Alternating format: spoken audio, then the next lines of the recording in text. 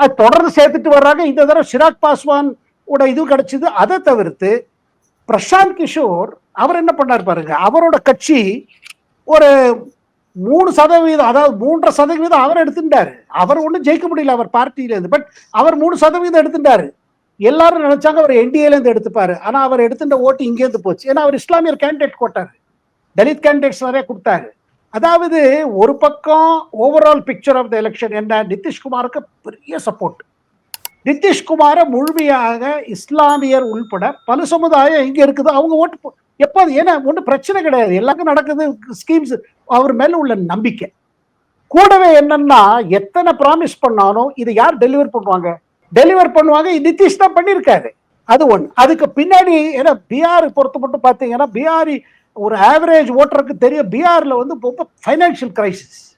So சென்டரோட support வேணும். அது BJP தொடர்ந்து கொடுத்துட்டு வராங்க. தமிழ்நாடே கேள்விப்பட்டிராத அதிரடி விலை குறைப்பு சூப்பர் சரவணா ஸ்டோர்ஸ்.